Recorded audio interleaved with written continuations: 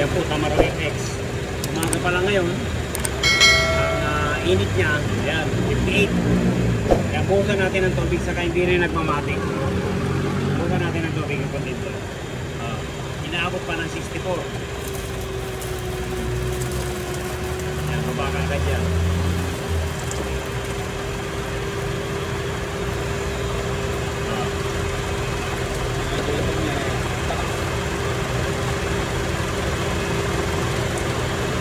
Sige, saba. Kasi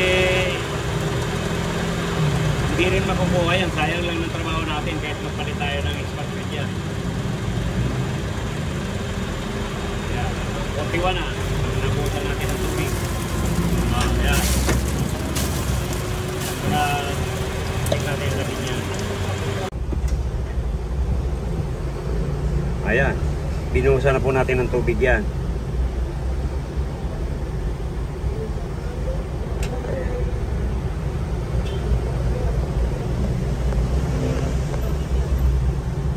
Kasi umaabot na ng 65. Yan po binuhusan na ng tubig. High pressure.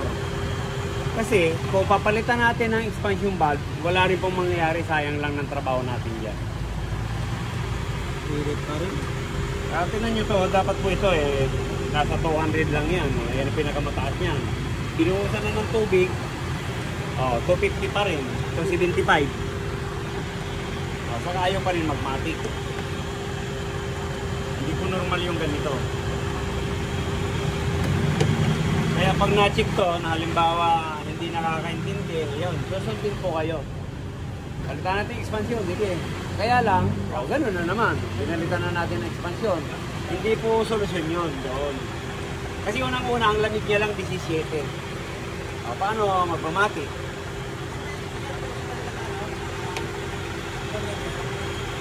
Pag wala pong problema, hindi natin pinapalitan yan. Hindi rin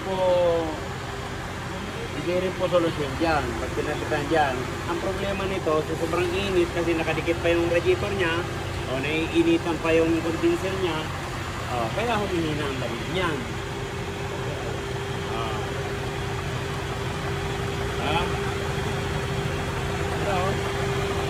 Kaya pag na-traffic ka nito, abutin ka pa ng 350. Kaya magbubukas ka na lang ng bintana.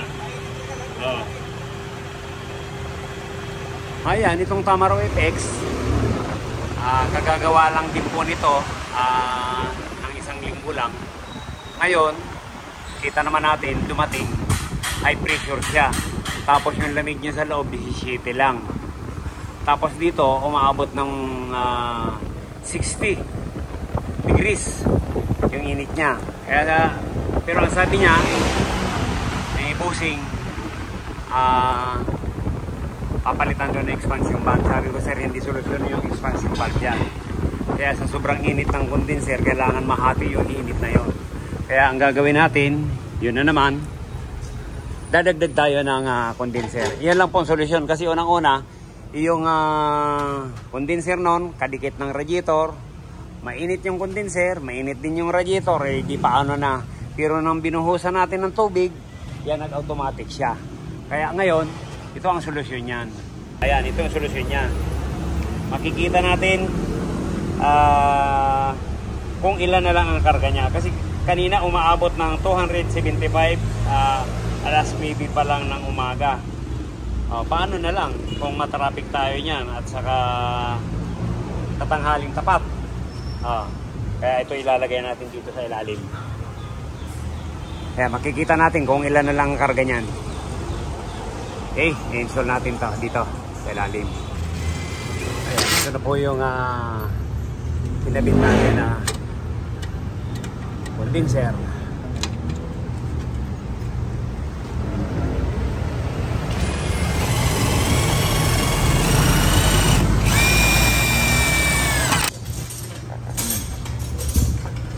Ayan, kinabit natin ay yung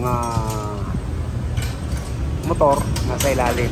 Para yung init niyan, 6 spin na lang. Mas maganda po yung pababa kaysa sa pataas. Karamihan, talagang ganyan ginagawa natin. Minsan nga sa L3, papasok, yung binabaliktad natin yan.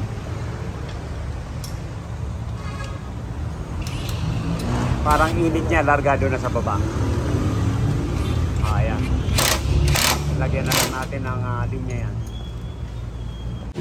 Ayan, ito po yung galing sa compressor.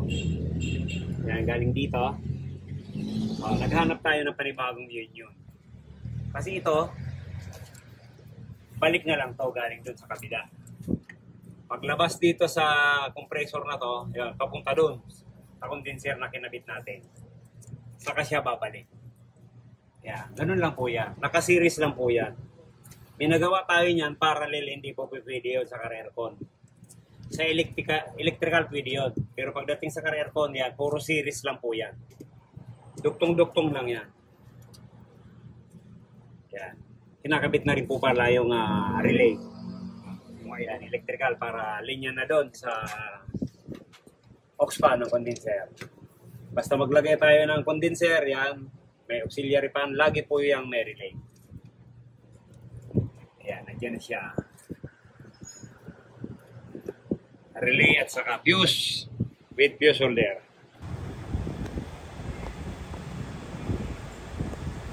Ayan, ito na po yung isa, aluminum mga nilalagay natin.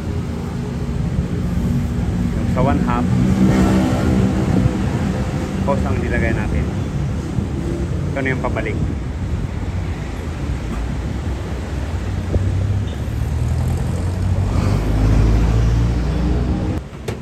Yan. Iko natin yung init ng kondensero.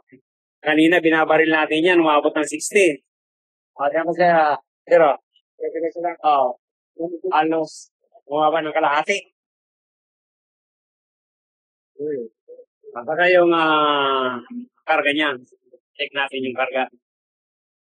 Ay, mga alauna yung media, di kainitan. Pero yung ano niya, laki lang binaba. Kanina 55. 38 na lang. 175. Ayan. Kanya na yan, nagmo-moist. Halos nag-yelo-yelo na yung tubo. Ngayon check natin yung lamig sa loob. Ayan, automatic.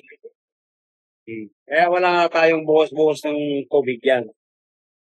Check natin ang lamig. Okay, ito pagpasok pa lang. Ng lamig.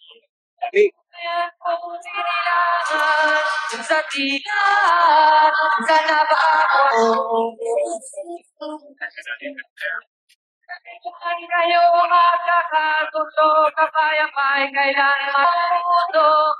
Puto na rin ang gamitin mo. Ituring mo isang kaibigan, wala sa prinsipyo mo. Automatic. Ayan, bumaba. Dos. Ayan, natin mo. -5. Kita mo yan. Kapino, okay na to. Okay na to. Saan ka pa? Kanina, 17 lang. Ngayon, -7. Ganun lang po ang paraan para lumamig yung aircon natin, okay? Erwin, okay na. Kanina, 17. Ngayon, -7. 2:00. Kita mo naman yung pressure kanina. Ngayon, sigurado na. Ibang-iba po. Ibang-iba. Yan lang po talagang paraan. Diba sabi mo kanina, expansion valve. Sabi ko, hindi po talaga mag-automatic kasi unang-una yung lamig kanina, 17 lang. Tapos dito, maabot ng 350. Kaya ang talagang diferensya, nasa condenser. Nung binuhusan natin ng tubig yan, ng isang balde, yun, nag-automatic. Di ba?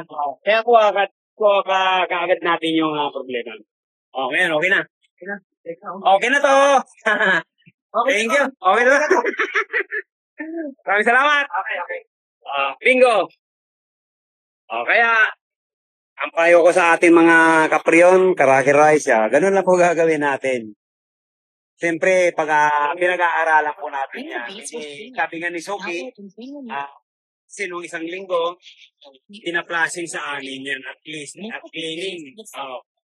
Kasi kagagawa nga lang po bago yung compressor na yan. Pero kita naman natin, grabe ang dumi. Ngayon, bumalik, kaya nga lang, pag tanghaling tapat, nawawala ang lamig. Ito na yung may problema. Kaya ayan. Ayan po yan. Dinobo lang natin.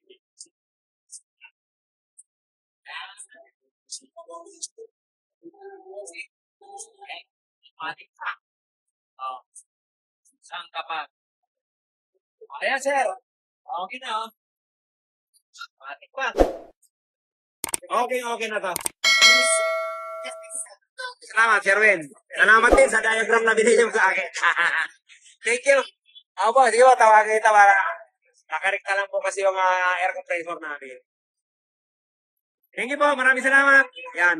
Kung nagka-problema po, balik tayo. Para masolve ulit ang problema. Thank you. God bless you all.